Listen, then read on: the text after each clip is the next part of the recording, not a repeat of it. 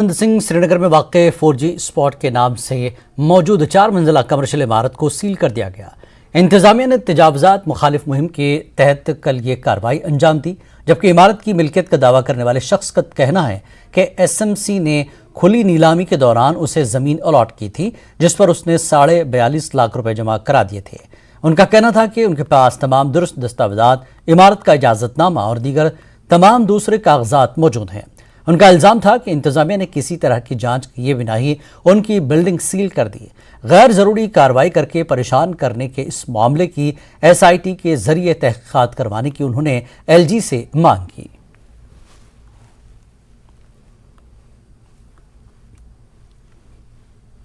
Auction notice float हुआ 2004 में, ठीक। हमने 2004 की ऑक्शन नोटिस फ्लोट होने के बाद we were the highest bidders. हमने 42,50,000 रुपीज़ भरे हैं म्यूनिसिपल चेस्ट में, 42,50,000 रुपये 2007 में भरे। 2007 में जब भरे तो हमारे नाम पे अलॉटमेंट हुआ। उनके अपने रिकॉर्ड्स में ये चीज़ अमल दरामद है, ठीक है। अब जो वो लोग वहाँ पर कल आ जाते हैं और वो इसको आर्बिट्रेरी सील कर लेते हैं। मैंने पूछा, जी किसके कहने पे आए हो? जी हमारे ऊपर प्रेशर है। अब डी साहब से बात करना। 2 मिनट में भाग गए।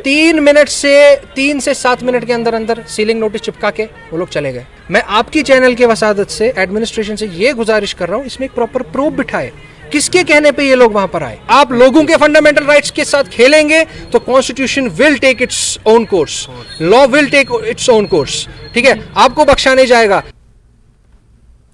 CPIM के सीनियर लीडर अब्दुल रशीद पंडित ने किलर शोपियां का दौरा किया। इस दौरान उन्होंने BJP पर पूरे भारत में नफरत और फर्कवारियत का माहौल फैलाने का इल्जाम लगाया। उन्होंने मजीद कहा कि हमारे पुराने लीडरों ने भारत को सेकुलरिज्म के लिए चुना था, लेकिन BJP ने नफरत फैलाकर और काले कवानीन नाफिज करके हिंदुस्तान की पूरी शनाख्त को बदल दिया है।